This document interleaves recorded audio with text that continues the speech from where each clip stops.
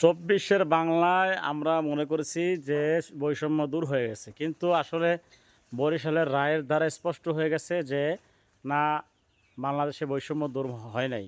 কারণ বিএনপির দুইজন প্রার্থীকে তাদের পক্ষে রায় দিয়েছে, তারা বর্তমানে সিটি মেয়র, অথচ একই কায়দায়, বরং একই কায়দায় না, আরও বেশি অনিয়ম হয়েছে, যেখানে ভোট ডাকাতি হয়েছে এবং প্রার্থীকে মারধর করেছে এবং হেভিয়েট একজন নেতা দলের নায়েব আমির তার উপর অতর্কিতভাবে হামলা করছে, রক্তাক্ত করছে।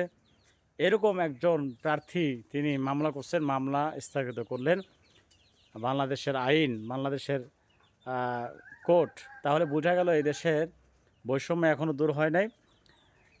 আমরা বুঝতে পারি যে 5ই আগস্টের পরে মনে করেছিলাম যে বাংলাদেশে বৈষম্য দূর হয়েছে, কিন্তু আসলে বৈষম্য দূর হয় নাই।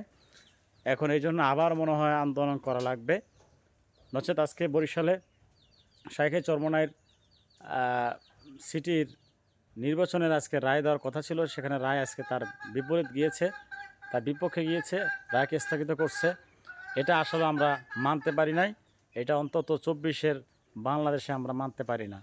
কারণ চট্টগ্রাম এবং ঢাকাতে বিএনপির দুজন প্রার্থীকে তারা মেয়র ঘোষণা করতে পারছে, অথচ বরিশালের শাইখে চরমনাই ফয়জুল করিম সাহেবকে সিটি মেয়র হিসাবে তারা রায় দিতে পারে নাই। বোঝা গেল তারা এদেশে আলেম ওলামারা ক্ষমতায় যাক এটা চায় না, আগেও চায় না, এখনও চায় না। এরা বৈষম্যর শিকার।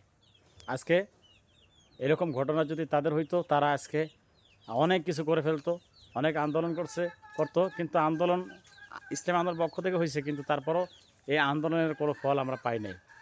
তাহলে আমরা বুঝতে পারি যে বাংলাদেশের বৈষম্য দূর হয় নাই। এখন দরকার হচ্ছে গিয়ে এই বৈষম্য দূর করার জন্য নতুন করে আবার আন্দোলন শুরু করা লাগবে। এই জন্য আমাদেরকে প্রস্তুত থাকতে হবে। যখন শায়েখদের পক্ষ থেকে আন্দোলনের ডাক আসবে, আমরা সেই আন্দোলন ইনশাল্লাহ ঝাঁপিয়ে পড়ব।